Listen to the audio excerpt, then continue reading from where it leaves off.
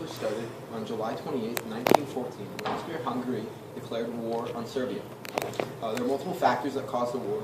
Four main ones can be described in the acronym MAIN, from militarism, alliances, imperialism, and nationalism.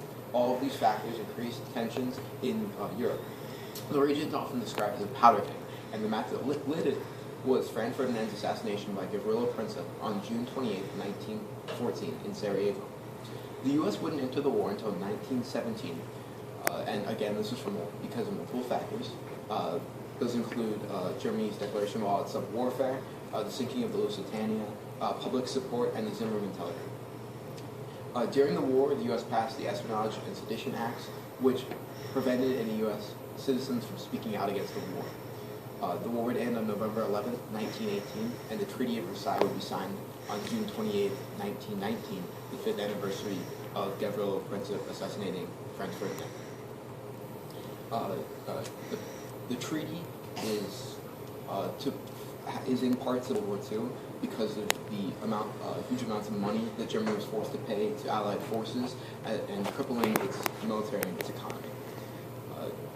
During the peace talks, they also created the League of Nations, which would eventually fail and be replaced by the UN post-World War II. And because of a pro-isolation movement in the U.S. at the time, the U.S. did not join the League of Nations.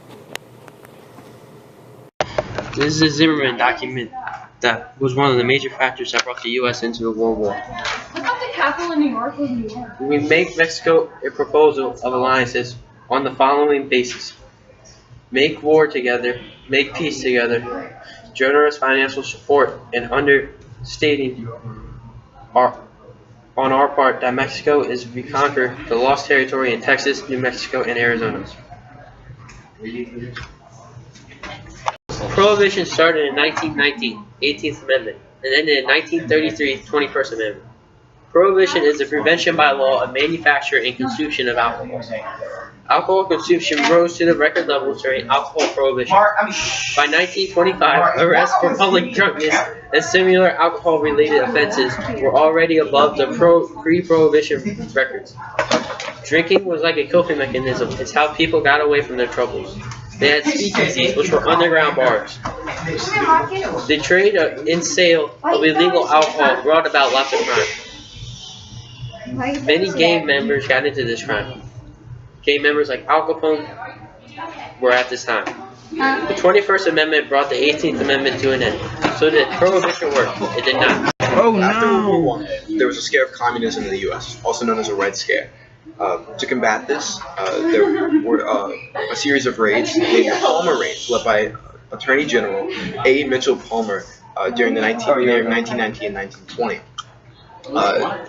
During these raids, they sought to capture, arrest, and deport left-wing radicals and anarchists. An example of this would be the Sacco and Vanetti case, who were two Italian anarchists who were convicted of murdering a guard in 1920.